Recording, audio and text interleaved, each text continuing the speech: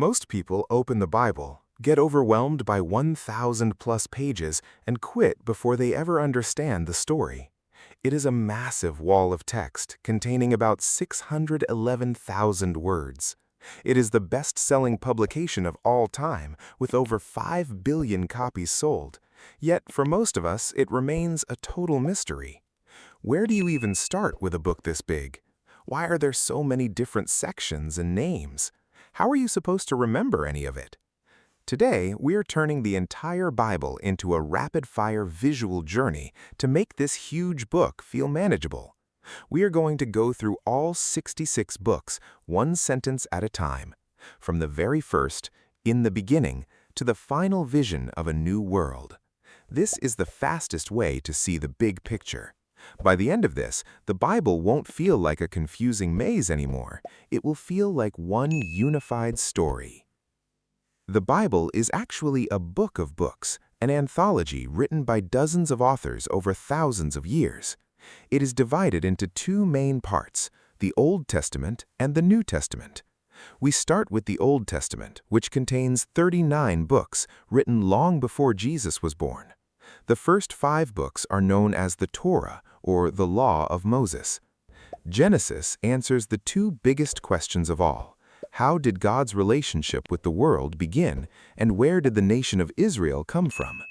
Exodus follows with the dramatic account of God saving Israel from slavery in Egypt and entering into a special relationship with them. In Leviticus, God provides specific instructions for how his people should worship him. Numbers tells the tragic story of how Israel fails to trust God and ends up wandering in the wilderness for 40 years. Deuteronomy concludes the law with Moses giving final instructions for how to love and obey God in the Promised Land. The story then moves into the history of the nation. Joshua leads the people to conquer the Promised Land and parcels out the territory to the 12 tribes. Judges reveals a dark cycle where Israel turns from God, falls into captivity, and is rescued by temporary leaders. Ruth provides a beautiful, personal story of two widows who lose everything but find hope and redemption in Israel.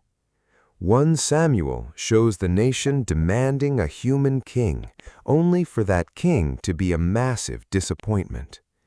2 Samuel focuses on David, a man after God's own heart, who finally becomes the king the people need.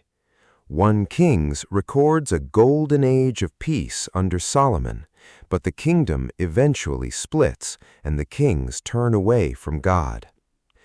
2 Kings shows the end game, where both kingdoms ignore the prophets until they are taken captive by world empires. 1 Chronicles offers a brief history from Adam to David, focusing on the preparation for the temple. 2 Chronicles follows the temple's story from its construction to its destruction by the Babylonians. Ezra documents the survivors returning to Jerusalem to rebuild that temple and relearn God's laws. Nehemiah shows the people rebuilding the city's walls while facing intense opposition.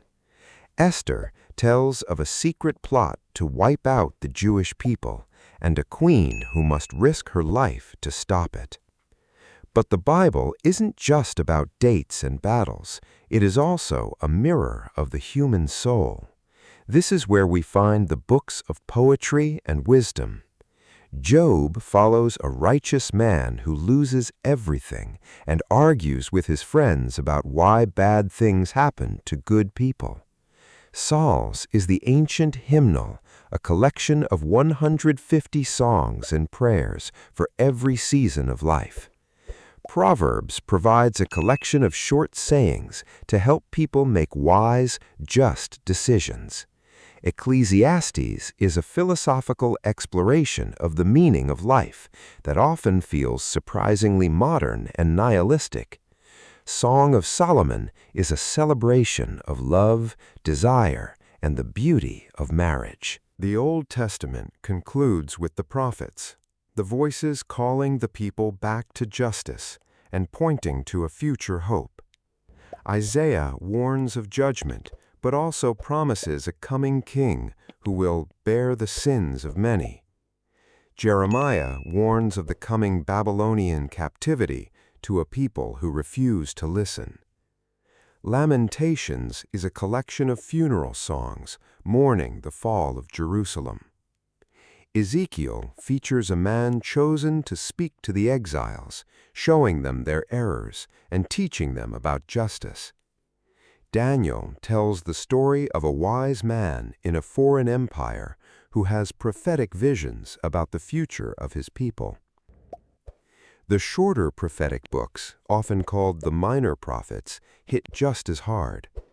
Hosea is told to marry a woman who leaves him, serving as a living picture of God's relationship with a faithless people.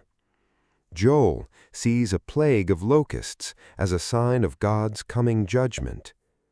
Amos preaches a fiery message against the social injustice of a wealthy but corrupt kingdom. Obadiah warns the nation of Edom that they will be judged for plundering Jerusalem. Jonah tries to run from God, but eventually preaches a message of redemption to a foreign city. Micah confronts corrupt leaders and promises that one day God will rule with perfect justice. Nahum foretells the destruction of a violent and oppressive empire.